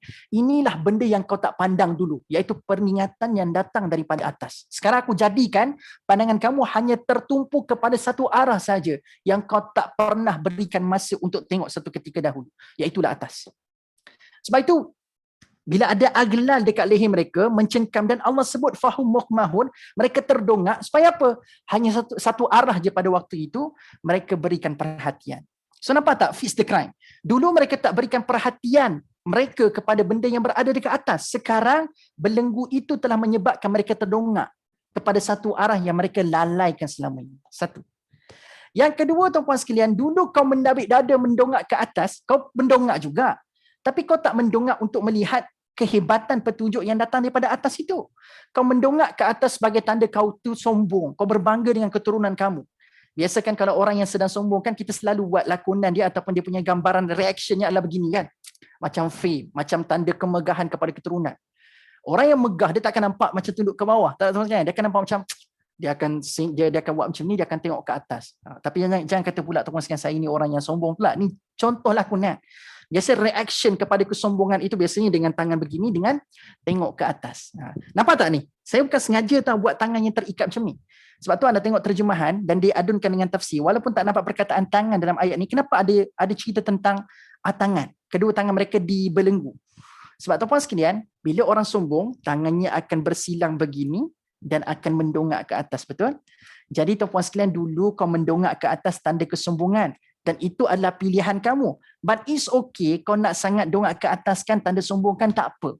Dulu kau pilih menggerakkan sendiri kau punya leher dan kepala melihat ke atas. Tapi tak apa. Aku akan buatkan benda yang kau suka buat dekat dunia dulu. Kau suka tengok atas kan? Okay, tengok. So, mukmahun. Tengoklah ke atas puas-puas. Dulu kat dunia kamu rasa bangga, kamu rasa bahagia boleh buat benda tu depan orang, kau rasa seronok bila orang tengok kau tu hebat, kau ada satu keturunan yang sangat hebat. Tapi tak apa, lepas ni aku buat. Tapi dekat dunia je kau rasa hebat. Pada waktu dekat akhirat, the moment kau diperlakukan sebegitu, kau mendongak ke atas, pada waktu itu kau tak akan rasa mulia, tetapi kau akan rasa hina yang sehina-hina. Nampak tak vice besar? Dekat dunia, orang yang berjaya buat macam ni, melipatkan kedua-dua tangannya dan pandang ke atas, rasa bangga, rasa mulia. Tetapi dekat akhirat, Allah buatkan keadaan sebegitu. Dia tengok ke atas, tangannya diikat, tangannya dibelenggu, tapi pada waktu itu orang tak akan rasa bangga, bahkan orang sehina. Nampak tak fits the crime? Dia fits the crime, tuan-tuan sekalian. Dia setimpal dengan apa jenayah yang mereka buat kat dunia dulu. Atas, sebab mereka banyak lupakan pandangan atas, sebab wahyu datang daripada atas, sekian, mereka banyak neglect benda tu, Allah jadikan pandangan ke atas. Dan satu lagi kenapa ke atas, sekian, sebab dulu dengan pandangan sebegitu kau rasa mulia, tapi dekat sini pandangan yang sebegitu akan rasa hina sangat-sangat. Dan tuan-tuan sekalian, satu lagi yang seingat saya disebutkan oleh Hamka, kalau saya salah minta maaf tuan-tuan sekalian, tetapi ada seorang mufassirun, saya kata seorang mufassirun yang tuan-tuan sekalian, dia menggambarkan bila Allah sebut aglalan, yang maksudnya adalah cengkaman ataupun belenggu. Bila sebut aglalan ni, di sana ada satu sifat yang berterusan mencengkam dan membelenggu. Ibarat yang tuan-puan sekalian, katakanlah cervical collar tu, bila anda pakai, so dia pakai, dia rasa macam okey. Kita tak akan pakai secara ketat sangat kan, sebab kita akan tanya lah, okey ketat tak? Sesuai tak dengan apa saiz leher kamu? So bila dia rasa dah macam tak selesa sangat, kita akan longgarkan sikit, betul tak tuan-tuan sekalian? Tapi bila ada aglalan kat hujung tu, dia seolah-olah macam cengkaman dan belengguan yang berterusan. Maksudnya apa? Dipakaikan collar tu, dipakaikan belenggu itu, dan bila sebut aglalan, maksudnya belenggu dan cengkaman itu berterusan mencengkam leher orang yang dipakaikan belenggu. Boleh faham? Maksudnya they are not will be adjusted, dia tak akan di-adjust. Dia tak akan di-adjust ikut keselesaan pemakai belenggu. Kalau kat dunia, kalau pakaikan cervical collar pada orang yang patah tengkuk, dia akan di-adjust dengan keselesaan orang itu. Tetapi bila sebut aglalan, it will continuously mencengkam dan membelenggu orang itu. Maksudnya dia are no issue of you are comfortable or not. Kamu ni selesa ke tidak? No. Tak ada isu tu. Dia akan terus mencengkam. Dan seolah-olah tuan-puan sekalian, bila terus mencengkam, dia bukan sekadar mendatangkan kesakitan kepada tengkuk, kepada leher kita, tetapi bukan kita lah mendatangkan kesakitan kepada leher orang yang diseksa sebegitu. Tapi anda pernah tak tuan-puan sekalian? Jangan buat sekarang takut jadi kes ada orang mati tercekik dalam kuliah tadabbur tuan-puan sekalian. Okey, pernah tak waktu kecil-kecil dulu? Ini saya buat gambar waktu kecil lah. Pernah tak waktu kecil dulu tuan-puan sekalian, kita bergurau dengan adik-beradik? Dia mungkin adik-beradik yang mungkin semua ramai lelaki ke, ataupun yang memang ekstrim sikit dalam bergurau. Pernah tak anda buat scene mencekik adik-beradik anda? Pernah tak anda dicekik ataupun mencekik? Okay, pernah tak? Cuba komen sikit. Ke anda memang dulu kecil-kecil baik je, main masak-masak je? Pernah tak anda dicekik ataupun anda mencekik seseorang? Tak kira lah sama ada dalam bentuk gurauan ke, marah ke, tapi harapnya tak ada yang pernah membunuh lah dengan cekikan. Pernah tak anda mencekik seseorang ataupun anda dicekik? Ada tak? Cuba komen sikit. Nak tahu je supaya pernah. Okey, puan doktornya kata pernah. Puan Zarina pun kata pernah. Okey, maksudnya ramai juga yang pernah ni. Okey, baik. Tuan-puan sekalian, anda perasan tak? Bila kita kena cekik, ataupun anda pernah mencekik, anda tengok keadaan ni akan berlaku. Bila cekikan berlaku, anda perasan tak orang yang dicekik tu tiba-tiba suara dia tak keluar? Perasan tak? Bila cekikan itu terlalu kuat, sampai suara tak keluar selepas itu, anda perasan tak? Dia jadi macam vocal cord tu tersepit, sampai suara pada waktu itu macam gitu je. Anda perasan tak? Padahal kalau dia tengah bergelut dengan, kalau kata mati, boleh mati dengan cekikan itu, dia boleh menjerit tolong kan. Tapi kenapa orang yang dicekik tiba-tiba anda tengok dia macam meronta dan dia macam menjerit, tapi suara dia tak terlalu kuat ataupun macam hampir tak keluar langsung. Jadi kata ada seorang mufassirun yang tuan-tuan sekalian, saya tak ingat siapa yang sebut tentang perkara ini. Bila Allah sebut yang mereka itu dicengkam sampai dia akan berterusan dicengkam, dan bila cengkaman terlalu kuat sampai boleh menghilangkan suara tuan-tuan sekalian, itu juga menggambarkan punishment fits the crime. Kenapa? Sebab dekat dunia dulu, waktu diperdengarkan petunjuk, peringatan, ancaman kepada mereka, mereka ini bukan sekadar memilih tak beriman kepada Allah Azza wa Jal, tapi mereka tuan-puan sekalian mendiam dan membisukan diri. Anda tengok tak tuan-puan sekalian dalam ayat yang ke-6 dengan ke-7, ada tak perkataan qala? Mereka berkata. Maksudnya bila Nabi sampaikan peringatan, mereka berkata aku tak nak lah. At least dia berkata sedemikian. Ataupun mereka bertanya satu pertanyaan lanjut kepada apa yang Nabi sampaikan. Ada tak kita dengar mereka bercakap? Ada. Anda tak akan jumpa waktu diperdengarkan ayat-ayat Allah kepada mereka ni, mereka respon dengan mulut mereka terhadap apa yang disampaikan oleh Nabi. Sama ada respon mereka kata faham ke, ataupun respon mereka kata mereka tak suka ke. You will not find any response in surah Yasin until some ayat in the surah. Saya boleh katakan separuh surah Yasin, anda tak akan jumpa any response waktu Nabi sampaikan peringatan versi A, versi B, versi C. There are no response. At all. Tak ada. Dalam bahasa mudah ataupun sekalian, mereka ni saat mereka mendiam, memekakkan telinga mereka, tak mahu mendengar apa yang Nabi sampaikan, mereka ni seolah-olah membisukan mulut mereka untuk mendatangkan respon kepada apa yang Nabi sampaikan. Dalam erti kata lain ataupun sekalian, totally ignorance. Totally ignorance.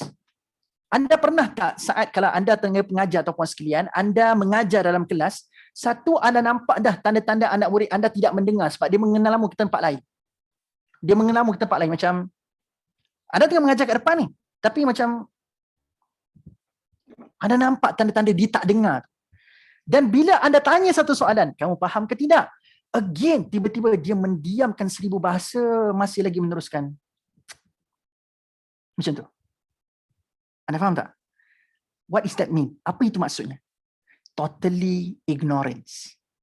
Totally ignorance. Sebab dia bukan sekadar memekakkan telinga mereka, tidak mahu mendengar sepatah pun apa yang disampaikan oleh Nabi, sebab mereka ada masalah ego, mereka tak nak dengar. Tapi tuan-puan sekalian, apa yang mereka buat selepas itu adalah mereka tidak mengeluarkan sepatah respon pun kepada apa yang Nabi sampaikan. Nah, katanya apa tuan-puan sekalian? Again, that word kena tanamkan dalam hati supaya jangan jadi orang macam ni. Totally ignorance. Okay? Kita pun sakit hati tuan-puan sekalian dengan orang yang total ignore ni. Dia tak nak dengar, dia tak nak bercakap dengan kita, totally ignorance. So apa tuan-tuan sekalian? Okey, seolah-olah Allah sampai macam ni. Kat dunia dulu kau pilih untuk membisukan mulut kamu.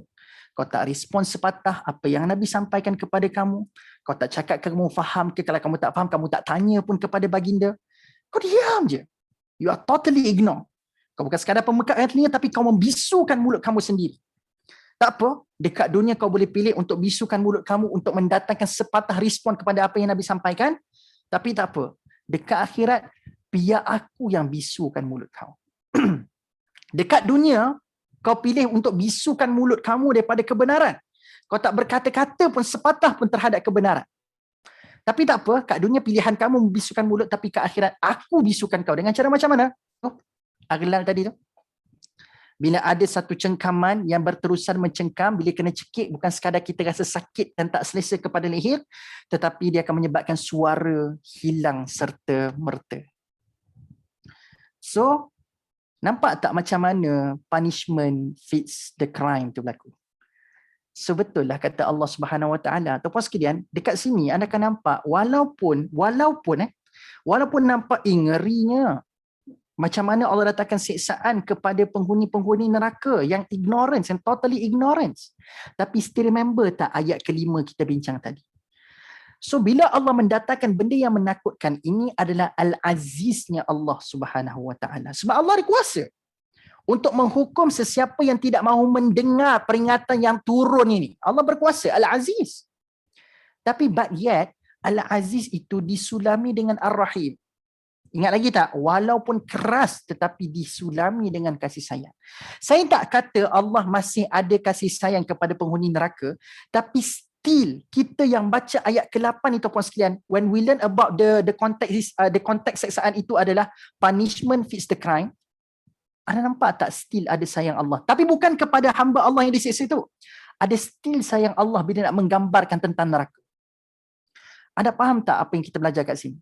Iaitu bila Allah berbicara tentang siksaan neraka, Allah always datangkan ideanya adalah fits the crime. Dia akan setimpal dengan dosa yang mereka buat. Allah tak pernah sebut bila dia buat satu dosa, Allah bagi lebih siksaan kepada mereka yang buat dosa tersebut. Tak ada. Anda takkan jumpa ayat yang Allah kata Allah bagi satu siksaan yang lebih daripada apa yang mereka buat. No. The idea about siksaan is always about fits the crime. Setimpal dengan apa yang mereka buat. Tapi when Allah talks about heaven, bila Allah berbicara tentang nikmat syurga, Allah always gambarkan apa? Allah bagi lebih daripada apa yang mereka buat.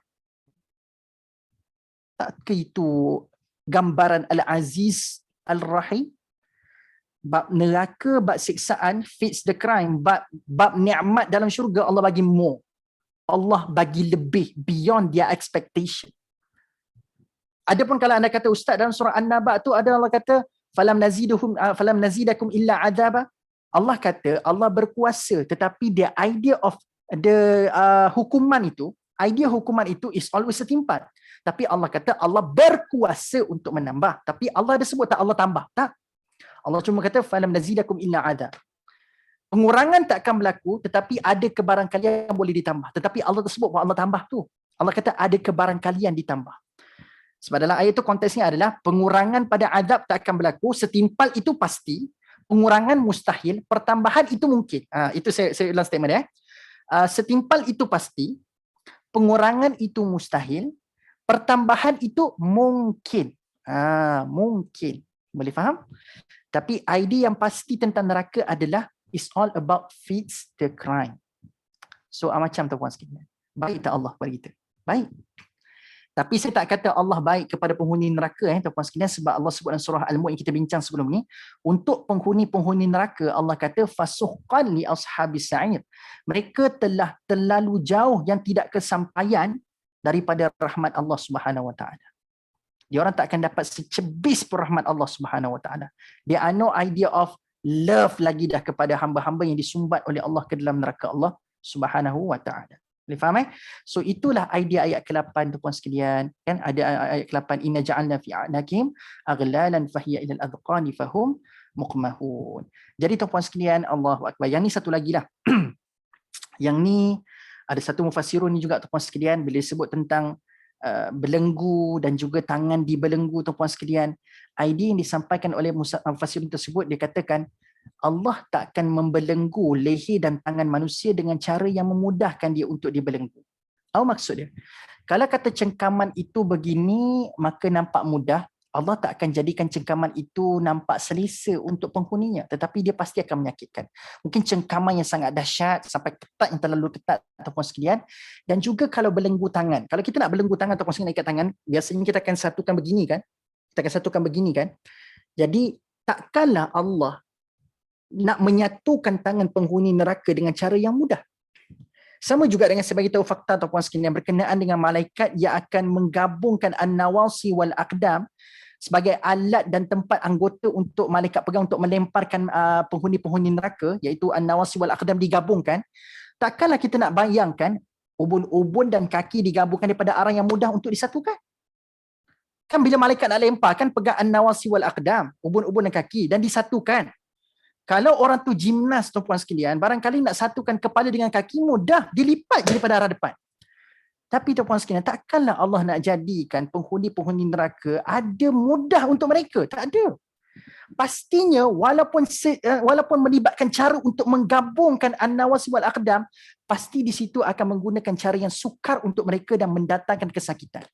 Kalau daripada arah depan itu mudah untuk disatukan kepala dan kaki, maka pastinya Allah akan mendatangkan arah yang tidak senang untuk nak dilakukan, iaitu mungkin barangkali arah belakang.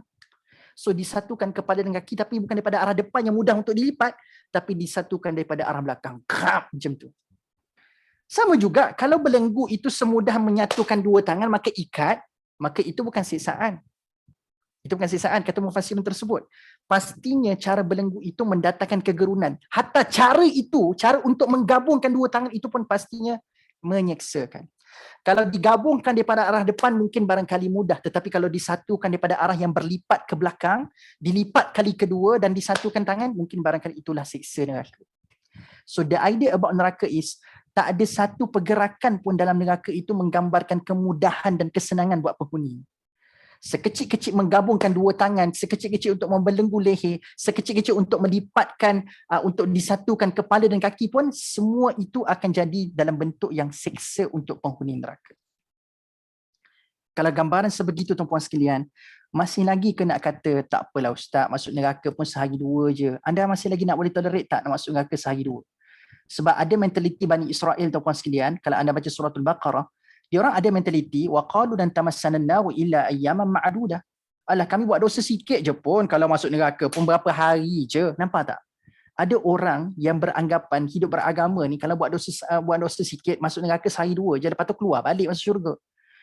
Bani Israel dah ada mentaliti tu daripada dulu lagi. Waqalu lan tamassanan nar illa ayyaman ma'dudah. Masuk neraka ni berapa hari je. Nampak tak? So kalau itulah gambaran kegerunan dan kengerian neraka tuan-puan sekalian, sanggup tak nak masuk walaupun sesaat? Sanggup tak nak masuk walaupun 2-3 saat, 2-3 minit? Jadi betul lah bila Allah menakutkan kita tu sebenarnya menyebabkan kita rasa macam tak nak pergi tempat tu. Rasa jijik dengan tempat tu. So bila kita jijik, bila kita tak nak, kita akan menjauhkan diri daripada tempat tu. Dengan cara yang macam mana? Dengan cara kita meninggalkan perkara-perkara dan perbuatan-perbuatan yang boleh mendekatkan kita kepada tempat tu. So boleh faham macam tu lah tuan-puan sekalian. Okay. Okay, kita masuk ayat yang terakhir dengan 8 minit yang berbaki ini. Allah sebut pada ayat ke-9. وَجَعَلْنَا مِنْ بَيْنِ أَيْدِيهِمْ سَدًّا وَمِنْ خَلْفِهِمْ سَدًّا فَأَغْشَيْنَاهُمْ فَهُمْ لَا يُبْصِرُونَ. Dan kami jadikan sifat tamak dan gila mereka kepada harta benda dan pangkat itu sebagai sekatan yang menghalang mereka daripada memandang kepada keburukan dan kesingkatan masa dunia yang ada di hadapan mereka, dan sekatan yang menghalang mereka daripada memikirkan azab yang ada di belakang mereka pada hari kiamat. Lalu kami tutup pandangan mereka, maka dengan itu mereka tidak akan dapat melihat jalan yang benar. Saya dah pernah bincang ayat ke-9 tuan-puan sekalian, sebab tu saya berani ambil untuk bincangkan pada 7 minit yang terakhir ni. Sebab ayat ke-9 inilah menjadi formula kepada surah Yasin in total, iaitu menggambarkan arah-arah petunjuk yang akan sampai dekat kita. Saya dah bincangkan iaitu pandangan daripada atas, pandangan daripada belakang dan pandangan daripada depan.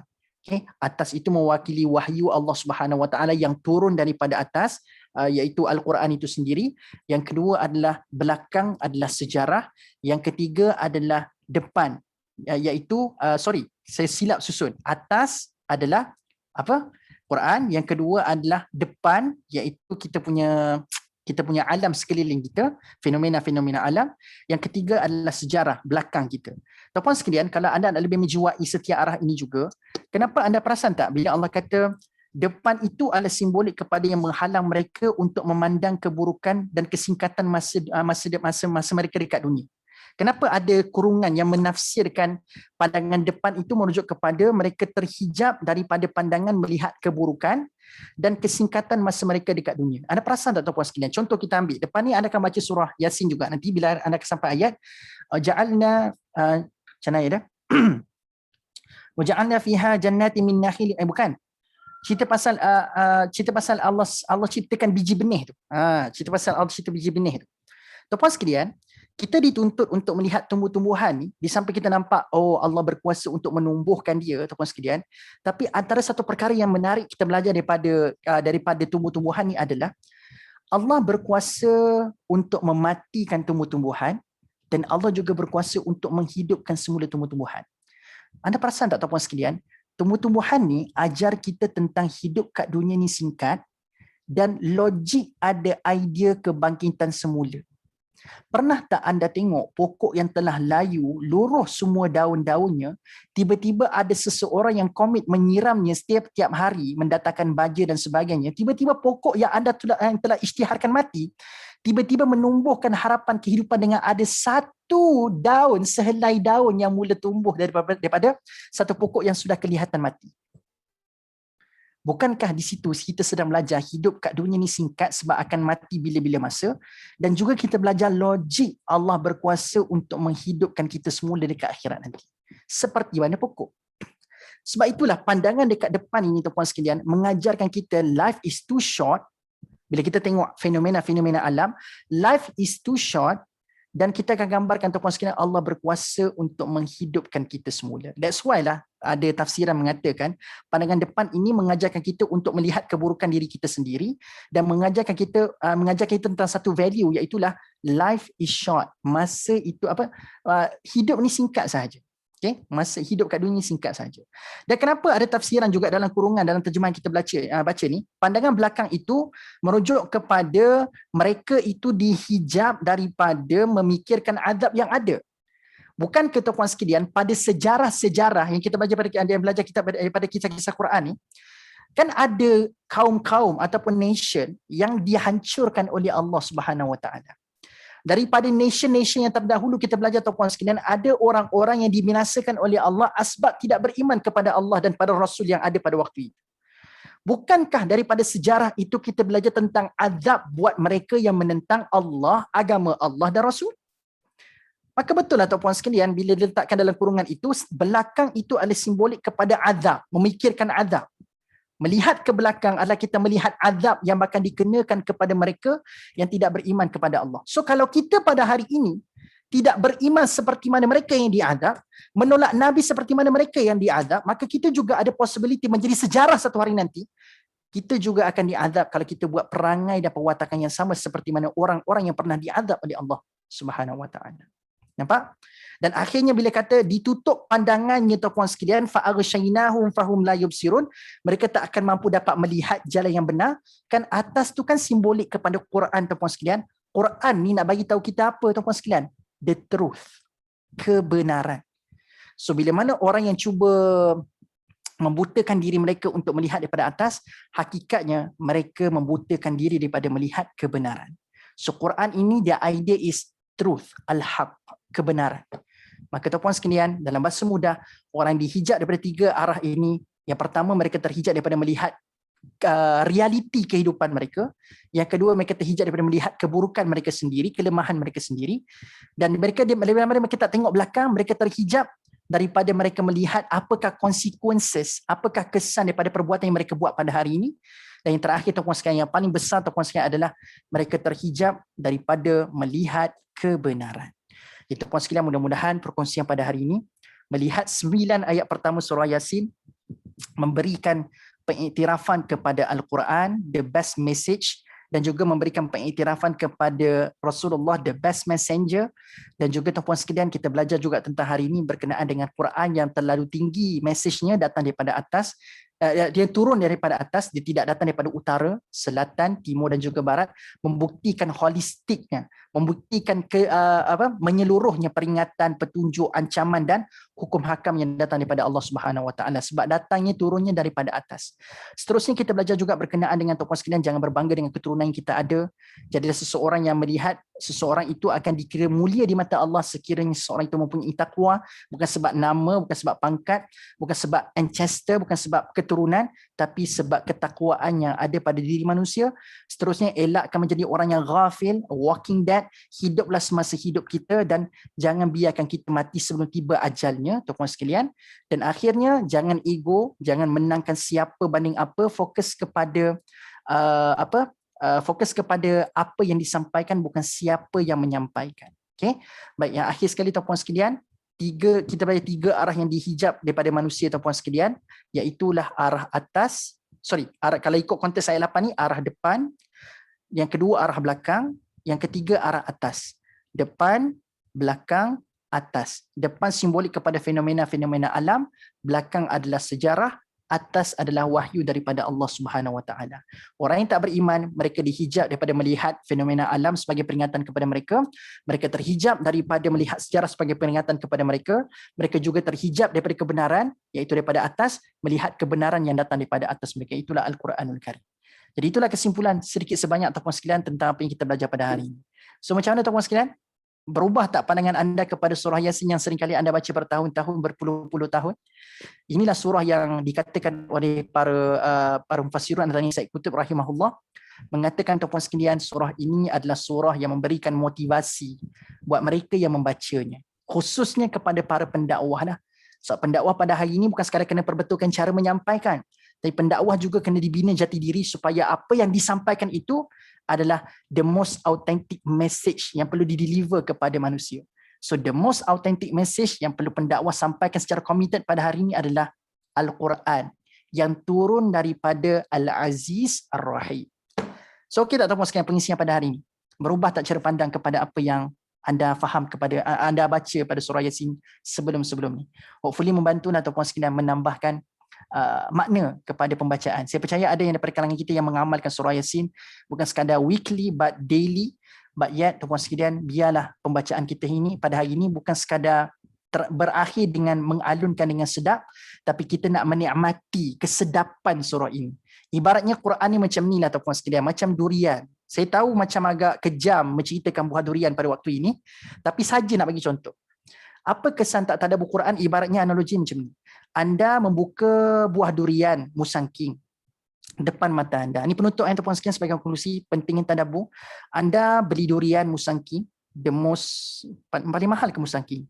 Ada kot yang lebih mahal daripada musangking sekarang ni. Kan musangking, anda buka musangking, tiba-tiba kat depan anda the perfect way ataupun the perfect fruits ada depan anda.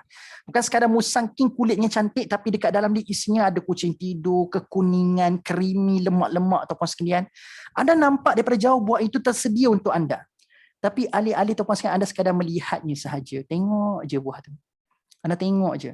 Tanpa anda ada semangat untuk nak pergi ambil buah tu dan anda pergi suakan ke mulut anda dan merasai benda tu. Itulah juga gambaran orang yang tidak melakukan tadabbur pada hari ini tuan-tuan sekalian. Seolah-olah bila dia baca sahaja, dia sedang melihat buah durian musangking yang kucing tidur tu, yang kuning kekuningan tuan-tuan sekalian, kuning-kuning keemasan itu hanya berada depan mata dia. Macam Quran lah. Dia punya value dia itu bukanlah kata seperti, nak katanya ibarat macam musangking tadi yang telah terhidang depan mata anda. Anda tengok, anda baca je. Anda sekadar melihatnya saja. Tapi tak pergi mengambil buah itu untuk disuakan ke mulut, merasai kelemakan dan kemanisan musangking itu. Lebih kurang macam itulah tuan-tuan sekalian. Saya tahu di Bangi tuan-tuan sekalian banyak tempat jual durian kan tuan-tuan sekalian. Di tempat saya di Bukit Mahkota ni ada mantin dekat dengan tempat kami tuan-tuan sekalian, jalan pergi nilai 3 tu, tapi nak macam mana jalan tutup sekarang kan, tak boleh nak hantar negeri. Mujurlah tuan-tuan sekalian, isteri saya Dr. DKK Mantin dapat rasa lah sikit-sikit lah tuan-tuan sekalian. Dapat rasa lah sikit-sikit lah tuan-tuan sekalian durian tu. Tapi itulah gambaran, bila tengok durian teringat tentang macam mana sikap kita melakukan tadabbur pada Quran pada hari ini. Jadi Allah bisawab tuan-tuan sekalian, terima kasih sekali lagi. Mudah-mudahan ada manfaat perkongsian pada hari ini. Aku qauli hadza wa astaghfirullahal azim li wa lakum. Insya-Allah pada bulan depan tuan-tuan sekalian, sesi untuk bulan ni dah habis. So untuk bulan depan juga pula kita akan bertemu untuk menyambung ayat yang ke-10. Okey, jot down ayat ke-10 tuan-tuan sekalian. Saya pun akan letak bookmark terus kepada ayat yang ke-10. Okey. Wallahu a'lam bissawab. Assalamualaikum warahmatullahi wabarakatuh. Kita tangguhkan dengan membaca tasbih kafarah wa suratul asr. Subhanakallahumma bihamdik asyhadu an la ilaha illa anta astaghfiruka wa atubu ilaik. Bismillahirrahmanirrahim. Wal 'asri innal insana lafi khusrin illa alladhina amanu wa 'amilus salihat wa tawassaw bil haqq wa tawassaw bis sabr. Assalamualaikum warahmatullahi wabarakatuh.